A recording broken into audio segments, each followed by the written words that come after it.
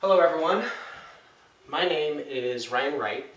I'm a recent graduate from Reed College, and today I am recording a talk that I gave a couple of weeks ago at Moscow State University and the Russian State University for the Humanities, which was hosting their game studies conference titled Video Games, Research, Criticism, and Design. So today I'm recording a talk that's a summary of my undergraduate thesis, where I advocate for a philosophical view of play by looking at the indie puzzle platformer Braid. To give a brief overview of my argument, I'm taking my ideas from a philosophical aesthetic tradition that uses a nuanced definition of play for the purposes of discussing the ontology of works of art. So I argue that this way of thinking about play is productive for discussing Braid because I think I see it reflected in the game's design and story. So here is a brief video clip that's meant to give people a decent background into Braid's basic rules for those who haven't played the game yet. The game is a basic puzzle platformer with running and jumping, but has an important twist. And that is that at any point playing the game, the player can hold down a button to reverse the flow of time. This is a very important rule in the game. It's its core mechanic, and most of my talk is going to center around it, so this was important background information. So with that important piece of information taken care of, let's go ahead and get started. Tim is off on a search to rescue the princess. She has been snatched by a horrible and evil monster. This happened because Tim made a mistake. Not just one, he made many mistakes during the time they spent together all those years ago. Memories of their relationship have become muddled, replaced wholesale, but one remains clear. The princess turning sharply away, her braid lashing at him with contempt. Our world, with its rules of causality, has trained us to be miserly with forgiveness. By forgiving them too readily, we can be badly hurt, but if we've learned from a mistake and became better for it, shouldn't we be rewarded for the learning rather than punished for the mistake?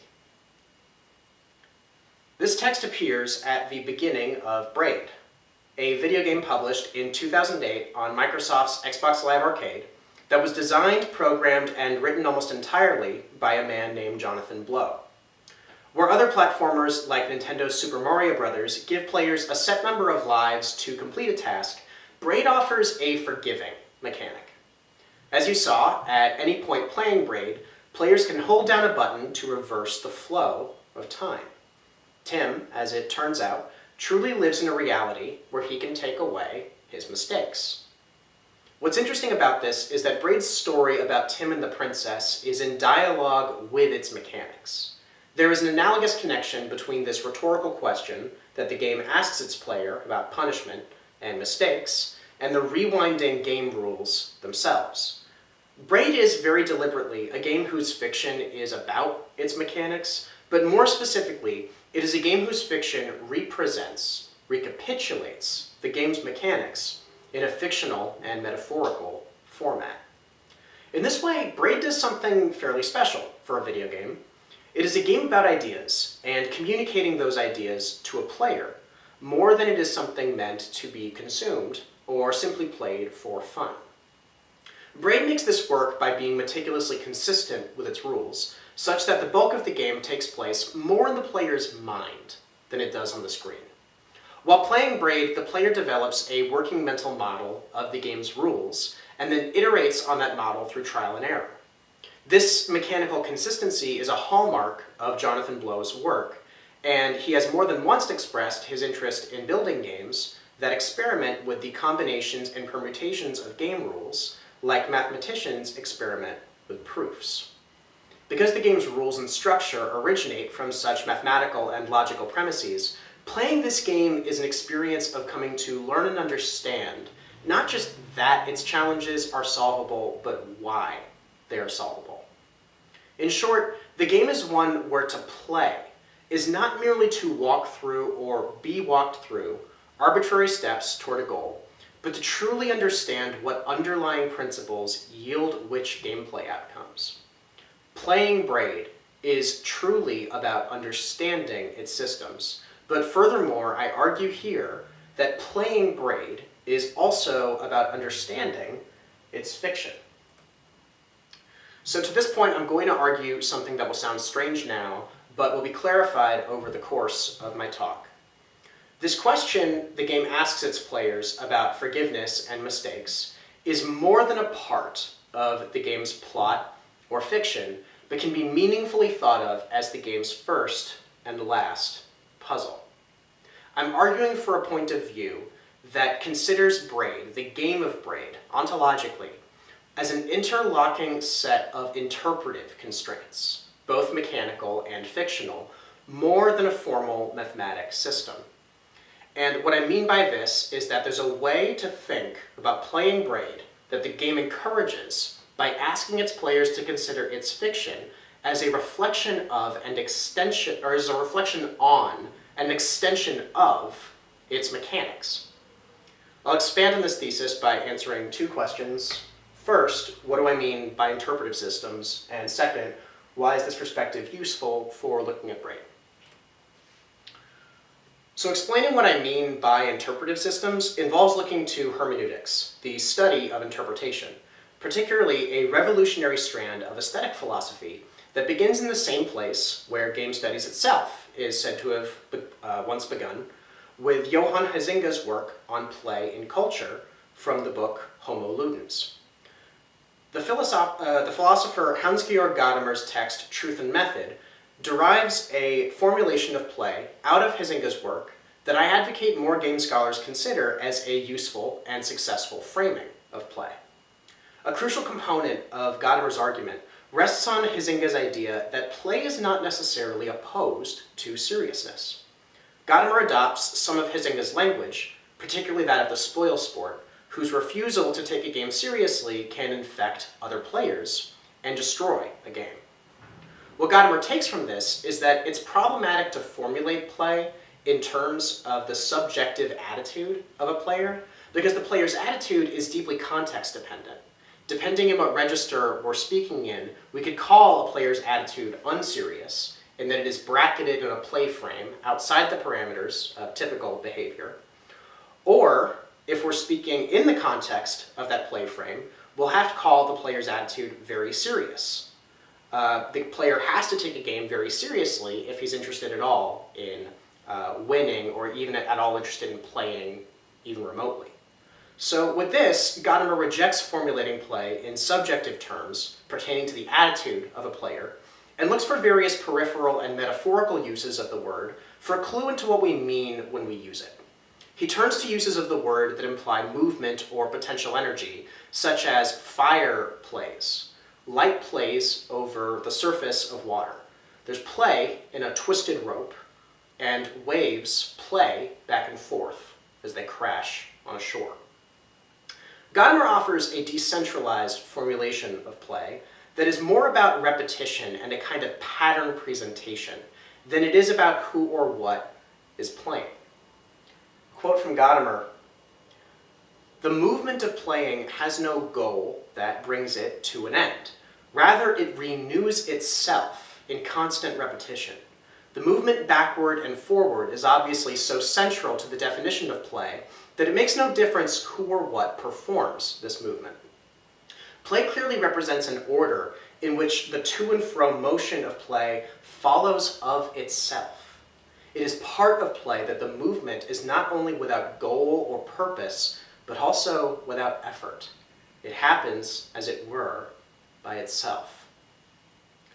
What play does, and what it only ever can do, is present itself as a pattern through what plays. Play manifests itself in the body of a dancer lost in flow, in the digital motions of a video gamer, and in the to and fro of waves crashing ashore. As Gadamer puts it, all playing is a being played.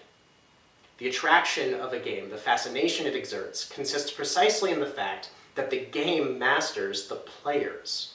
The real subject of the game is not the player, but instead the game itself. What holds the player in its spell, draws him into play, and keeps him there is the game itself. As such, play is really limited to presenting itself. I believe Gadamer's point on this presentational element of play has profound implications for the study of games. For Gadamer, play must be understood as the presentation or representation of patterns, such that representation can always be the task of the game. In fact, the ultimate purpose of this line of thinking for Gadamer is to argue that play is where representational art even comes from. All art, even, for Gadamer, is the product of human play that is intended for a spectator. It is what happens when play turns outward and encourages an implied audience to understand, recognize, or participate in the patterns it presents. The work of art in Gadamer's hermeneutics exists in this interspace that play occupies, between the subjective experience of the viewer and the objective parameters of an art object, precisely because artworks only ever exist in and as a state of play. While the popular gaming culture was worried over whether or not video games could be considered works of art, this particularly influential sect of philosophical aesthetics has been thinking for decades that works of art can only ever be understood as kinds of games. So, the crucial point to take from this talk about Gadamer, for my interpretation of Braid, is that for Gadamer, to play means to present, and to present means to show what you know. For instance, when children play dress-up and pretend to be pirates or kings, they are presenting what they think of as instances of those categories. As I understand Gadamerian play, he suggests then that play is a kind of interpretation. After all, when we engage with works of art and seek to interpret them, positing interpretations is really just presenting what we think we know about the work. As Gadamer puts it, do I have that? I don't have that. As Gadamer puts it, there it is. All performance is primarily interpretation, and seeks as such to be correct. In this sense, it too is understanding.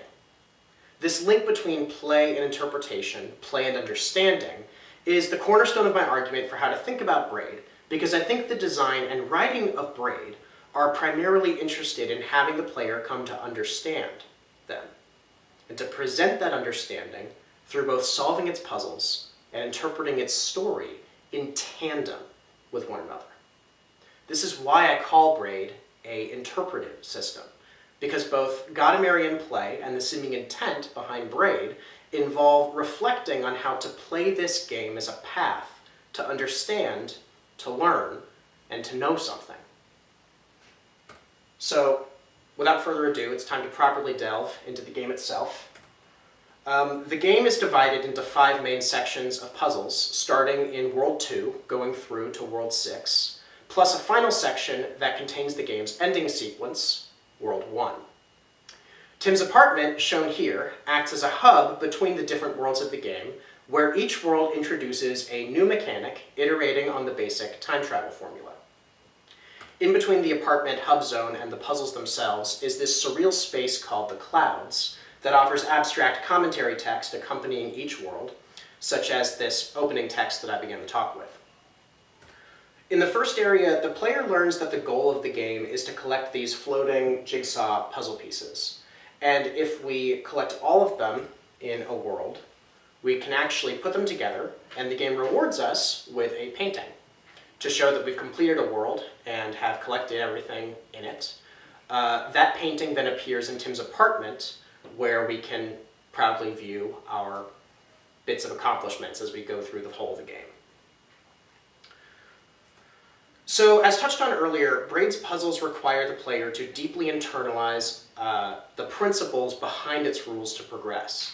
In fact, the game offers a series of tests that check if players truly understand the rules of a world. The game is littered with puzzles that fit this description, but 2 examples are selected here that highlight the way Braid conveys an idea to you, and then make sure you're really paying attention to what you're learning. So here's the first one. So this puzzle here might actually be my favorite puzzle in the whole game, where World 2 was a space for the player to learn the basic rules, just the time travel formula of the game. World 3, this one, adds a new rule for players to struggle with. In World 3, certain objects glow green, such as that first door up there, and the player learns that green objects are actually immune to Tim's rewinding powers. The puzzle starts out easily enough. The game shows you how to use one key to open 2 different doors. The next puzzle, however, seems to give the player 1 key and requires her to open 3 doors. Nearly every other video game I can think of trains players to do precisely what this puzzle is designed to train players out of. Not only do players need to have the patience to realize there are actually 2 keys, but further, the player requires substantial understanding of the green means irreversible rule to know which key must be used first. The puzzle satirizes the classic design quip, green key opens green door, by making it such that actually using the green key on this green door without enough regard for the irreversible rule leads to failure. Design like this is what I mean when I say that Braid is a game primarily interested in the player's understanding of its rules, and also what I mean when I say that most of this game happens in the player's mind, not just on the screen. So the second video takes place in the next world, World 4. And this understanding check this world is titled Time and Place, and it's called that because the rule of this world maps time to Tim's x-axis position on the screen. When Tim moves to the right, time moves forward. When he moves to the left, time moves backward. I suppose I didn't make that big enough for you. Let me replay it.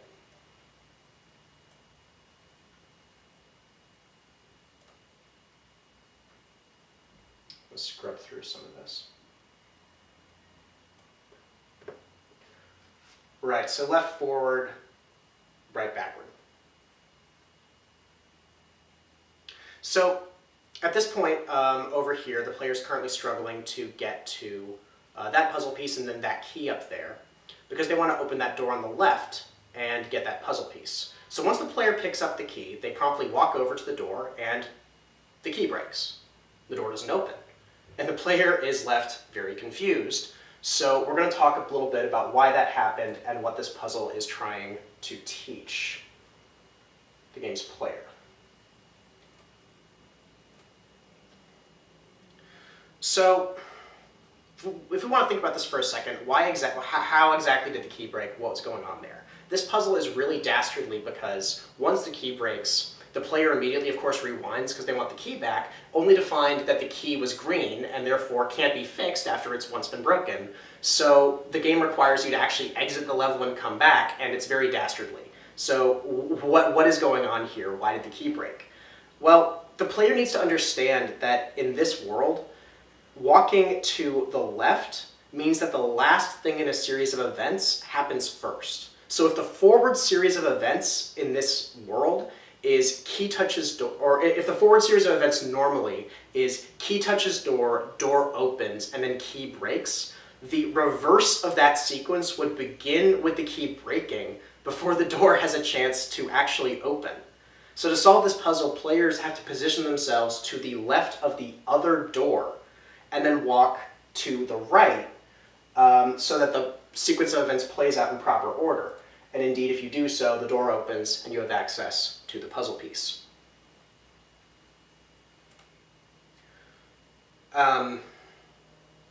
So these puzzles, I think, clue us into something very important about the way Braid was designed. If we think for a moment about what it must have been like for someone to think of these puzzles, we can see a clear chain of logic progressing, for example, from the 2-door puzzle to the 3-door puzzle. There's a flow of if-then logic that we can almost reverse engineer. If one key can open 2 doors given this set of rules, given these constraints, what possibilities follow? What happens if we experiment with adding another door, another key? Jonathan Blow, the game's designer, gave a talk titled Truth in Game Design at GDC Europe in 2011, where he discusses his design process, and he makes the claim in that talk that much of Braid's design wasn't something he believed he invented, but rather was something he discovered. So a quote from Blow: "It was very clearly the case that more ideas came out of the development process and ended up in the final game than I put into them as a designer. The process of designing the gameplay for this game was more like discovering things that already exist than it was like creating something new and arbitrary. And another way to say that is, there is an extent to which this game designed itself." Blow argues in this talk that the mathematical, logical roots of his game mean that his puzzles convey something true to the player who understands them. What can be seen in puzzles like this is Jonathan Blow's design philosophy. A consistent set of core rules can be systematically recombined and carefully iterated on, such that gameplay obstacles actually emerge out of them. What we can take from this is that in a Gadamerian sense, the designer that works like this is actually creating the game by playing with its rules in his mind. Blow approached the game less with rabid inventiveness and more with the mind of a tinkerer. He played with a set of premises and selected ideas from that set of premises that manifested in its possibility space. If I could be so bold as to speculate, I think that Gadamer would say that for Blow to make Braid, he had to play out Braid. The game itself offered forth truths and ideas that informed the designer how to build it. To take this point even further, my understanding of the game's plot, particularly conveyed through its ending, is that this creative process of discovering truths in game design is the ultimate message behind Braid's fiction and is an idea embodied in the princess herself.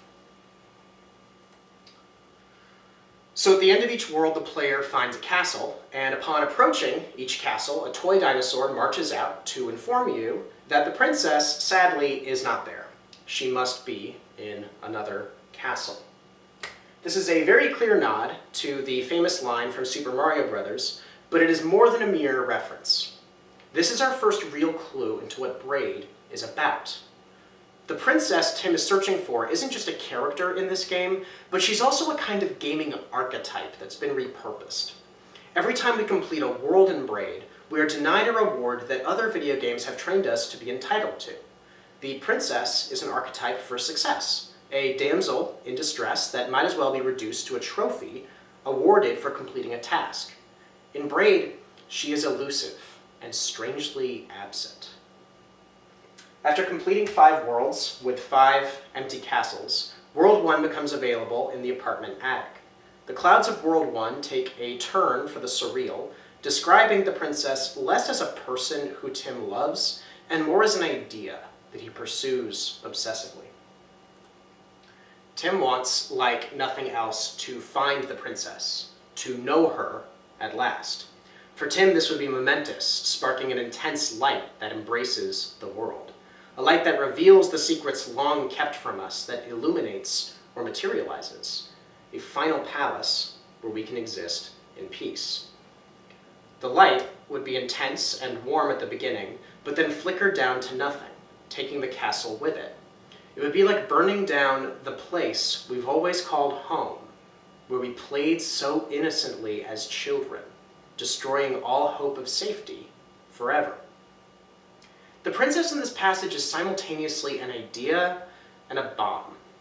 Something powerful and beautiful, yet also something that will destroy the safe places where we played as children.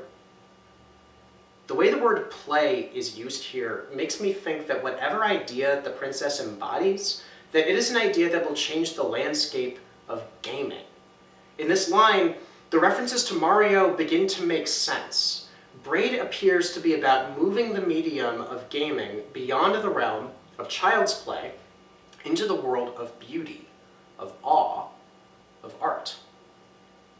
the toy dinosaurs that come to greet you are remnants of this childish world, the princess's absence from them is the precise reason why they are still mere toys.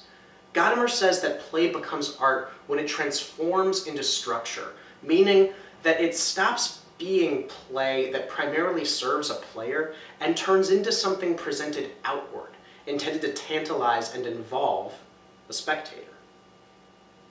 Upon this transformation, what we see when we look at performers on a stage is not a person playing pretend, but a character embodied. And so, the play becomes a work. I think that the transformation into structure is what the princess is princess of. She is the princess of play, a figure representing a tipping point in the history of game design where games move from being childish and ultimately self-serving to expressing truths and communicating ideas. So the game's ending sequence, which I'm going to play now, further substantiates this interpretation. World 1 consists of Tim actually meeting the princess. She appears to have been snatched by an evil knight crying out for Tim to help her, and then Tim and the princess run to the right of the screen, away from the knight, as the left side of the screen is consumed by a wall of fire that chases after them. Tim and the princess are separated on the screen by this divide, but help one another reach the princess's castle, which I am promptly going to scrub toward. It's a long obstacle course challenge, and then eventually they make it around here. So they make it to the princess's castle, where the princess promptly gets into bed and falls asleep. Tim is left outside of her window looking in at her, and there does not appear to be any way to progress. Eventually the player will give up and will hold down the rewind button, as it's the only option that she can really do at this point in the game. Then seeing the events played out in reverse reveals something that the player didn't see before. In truth, Tim's been seeing the world in a kind of moral reverse. He thought that he was saving the princess from an evil knight, but in truth, he was the monster that she's been fleeing from. She hasn't been activating levers in this sequence to try to help Tim along. She's been pulling down obstacles that Tim's been eluding. At the end of this sequence, it's obvious that the princess is running toward her true hero, a knight, who whisks her away from the true villain, Tim. I'm going to stop it there. We're going to go back to the slideshow.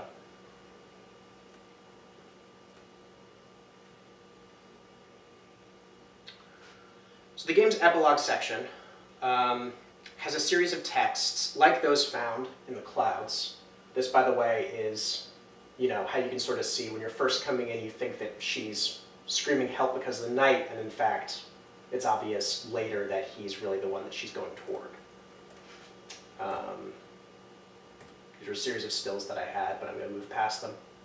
In any case, in the epilogue section, there are a number of these speculative texts. And the most notable from my reading is one that compares Tim's pursuit of the princess to the work of a mad scientist, experimenting and tinkering compulsively. He worked his ruler and compass. He inferred, he deduced. He scrutinized the fall of an apple, the twisting of metal orbs, hanging from a thread. He was searching for the princess, and he would not stop until he found her, for he was hungry. He cut rats into pieces to examine their brains, implanted tungsten posts into the skulls of water-starved monkeys. The princess is a kind of dangerous knowledge, one that is destined to change a world that has built a castle on top of child's play, the history and industry of gaming. The obsessive tinkering in pursuit of something is a behavior we can map onto the player's own behavior, when solving Braid's puzzles. We could even think of this process as the creative process that Blow himself underwent to create this game, pursuing chains of logic and chasing after design ideas. We search for the princess like Tim does, by tinkering and searching for answers, by playing the game. In these ways, Braid's fiction is an interpretation of, or even an extension of, its mechanics and its deeper design philosophy. The meaning of Braid recapitulates the truth and consistency found in its formal system and continues that same meaning into the game's fiction. Thinking back now, finally, to that odd claim of mine from the beginning of the talk, that Braid's question about being forgiven for mistakes if we learn from them is the game's first and last puzzle. What I mean here is that even this question was asking the player, this question here, was asking the player to understand the implications of their play. If the player's approach to the game was like Tim's approach to the princess, as a trophy to win or a box to check, we risk missing the entire point of the game. This puzzle is only solvable if you stop treating the game like something consumable and consider the game as a whole work comprised of equally important, connected fiction and mechanics.